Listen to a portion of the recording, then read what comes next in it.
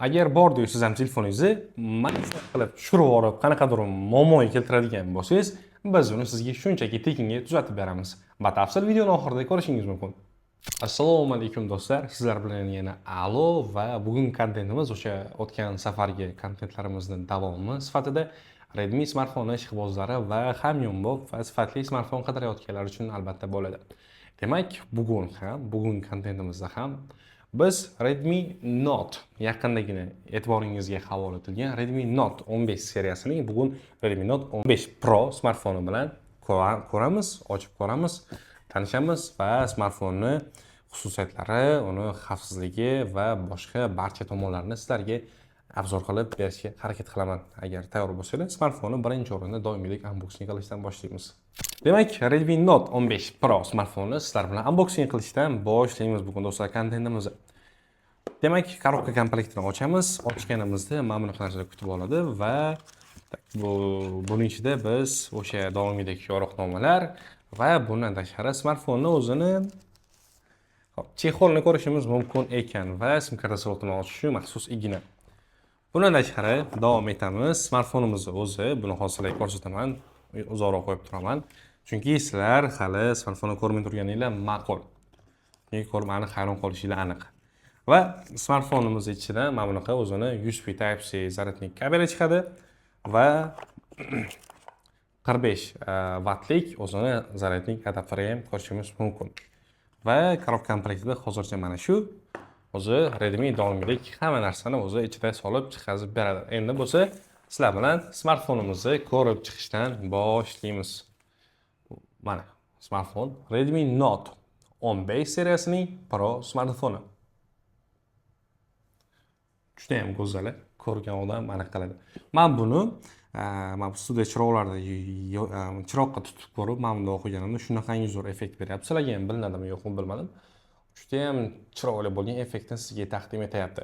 Demak, smartfonni ko'rib chiqamiz. Smartfonimiz ekrani biroz chetlari avalniylashgan, ya'ni pastroqqa sal egilgan. Honor X9D smartfonni bilasizlar, X9C smartfonni bilasizlar.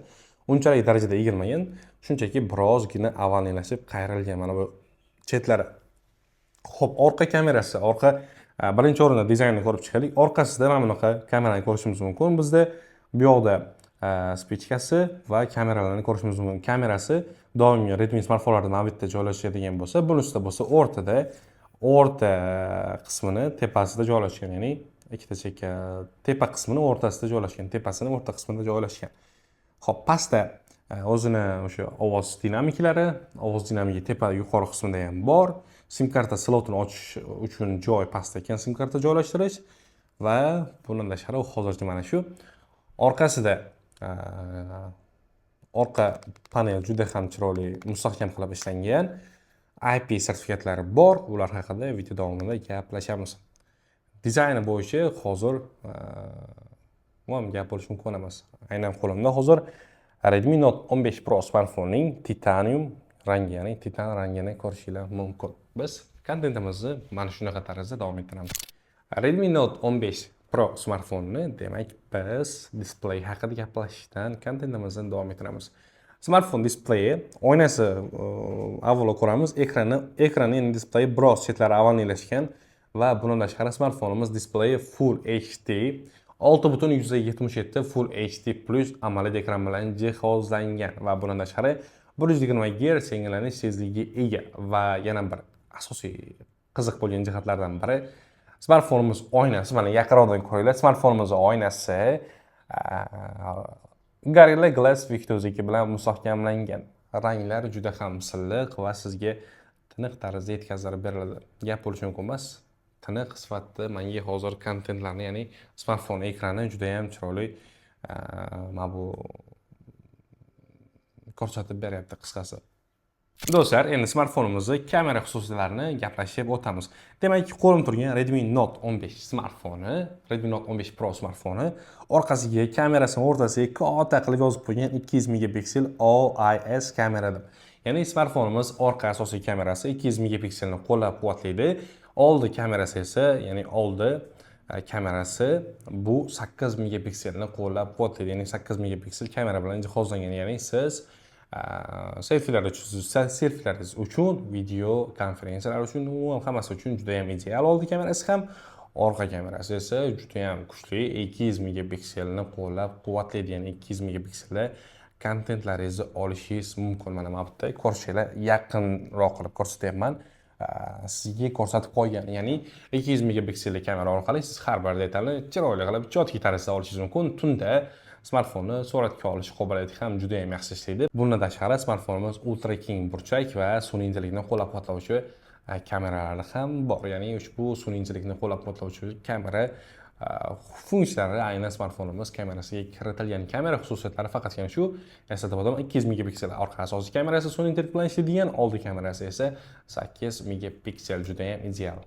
Smartfon batareyasi qanaqa? O'zi necha kunga yetadi deyotganlar uchun Redmi Note 15 Pro smartfonimiz 6,5 ya'ni 6500 mAh katta batareyaga ega va kun bo'yi beminat xizmatingizni qiladi ishlatishingizga qarab. Bundan tashqari qo'limda turgan Redmi Note 15 Pro smartfoni o'sha boshda unboxingda ko'rsatib o'tdim, 45 vatlik adapterga ega va mana shu original adapter yordamida zaryadlaganingizda tezkor quvvatlash supercharj texnologiyasi ishga tushadi avtomatik tarzda va smartfonni qayta 100% zaryadga atigi bir necha daqiqalarda erishishingiz mumkin bo'ladi. Smartfonni olib ko'rishingiz mumkin. Aynan Redmi Note 15 Pro smartfoni MediaTek Helio G200 Ultra protsessoriga ega, ya'ni bu albatta siz uchun juda ham eng ideal bo'lgan protsessorlardan biri. Aynan bunaqa segmentda ushbu protsessor juda ham sizga chotki xizmatingizni qilib beradi. Himoyasi qanaqa? Mabodo tushib ketsa yoki balandroqdan tushib ketgan holatda smartfon hech narsa qilmaydi deyotganlar uchun albatta Redmi Note 15 seriyasi IP aniq sertifikati shunaqangi zo'r, ya'ni IP tomonlama juda ham mustahkam qilinganki, aynan bu smartfon qo'limda turgan Redmi Note 15 Pro smartfoni IP65 bilan himoyalangan bo'lsa-da, mana shunaqa qattiq zarbalarga bardoshli. IP65 o'zi suv sepuvchanlik, ya'ni suvga va qanaqadir zarbalarga bardoshli. Va videoni boshida aytib o'tganimdek, smartfoningiz agar mana shunaqa holatlarda mabodo sinib qoladigan bo'lsa, biz tekinga tuzatib beramiz dedim. Va bu nima o'zi? A'lo do'konlarga tashrif buyurasiz, smartfon xarid qilasiz va smartfon xarid qilayotgan jarayoningizda siz AlloCare sug'urtasini rasmiylashtirishingiz kerak bo'ladi. AlloCare 6 oylik va 12 oylik muddatlarga rasmiylashtiriladi. Va smartfonni masalan men borib xarid qildim hozir. Xarid qilgan joyimda AlloCare sug'urtasini men rasmiylashtirdim. Ya'ni aytaylik 6 oylik. 6 oylik rasmiylashtirganimdan keyin meni smartfonim 6 oy davomida to'liq himoyada bo'ladi. Aytaylik men buni sindirib qo'ydim, ko'chada tushirib yubordim yoki uyimdagi jiyanlarim, kimdir buni sindirib qo'ydi. Mana shu holatda siz ham hech ham xavotirlanishingizga hojat yo'q. Biz uni a'lo do'koni, ya'ni sizga 1 million so'mgacha bo'lgan joyini tuzatib beramiz. Aytaylik, ekrani sindi. Ekrani bozorda aytaylik 200, 300, 400, 500 bor so'm atrofida, mana shunaqa so'm atrofida. Biz uni tekinga tuzatib beramiz. Albatta, mana shu tanlangan muddat 6 yoki 12 oylik, maksimal 12 oylik muddatgacha aynan yangi olgan smartfoningizni mana shunaqa sug'urtalab olishingiz mumkin. Ya'ni bu albatta smartfoningiz xavfsizligini ta'minlash uchun a'lo do'koni sizga mana shunaqa sifatli bo'lgan xizmatlarni taqdim etishda asos charchamaydi. Oldinda bundan ham zo'rlari bor. Agar bu taklifim sizga qiziq bo'lgan bo'lsa, mana pastdagi raqamlarga aloqaga chiqib, AlloCare nima o'zi degan savolingizga batafsil ma'lumot olishingiz mumkin. Men qisqagina tushuntirib o'tdim. AlloCare bu sizning smartfoningizni sug'urtasi, ya'ni sizning smartfoningizni himoya tizimi, ya'ni smartfoningiz doim himoyada bo'ladi. O'zi bu smartfonga qanday buyurtma bersam bo'ladi deb odam savol beradi. Albatta, umuman nafaqat bu smartfonga va boshqa mingdan ortiq smartfon assortimentlariga allo2o.uz veb-saytiga tashrif buyurib, onlayn do'konimizga tashrif buyurib buyurtma berishingiz mumkin yoki o'zingizga eng yaqin bo'lgan allo do'koniga borib smartfonni o'xshab ko'rib xarid qilishingiz mumkin. Albatta, sug'urtasini ham rasmiylashtirishni unutmang deb qolaman. Albatta, bu sizning foydangizga. Xo'p, do'stlar, bizda hozircha mana shular.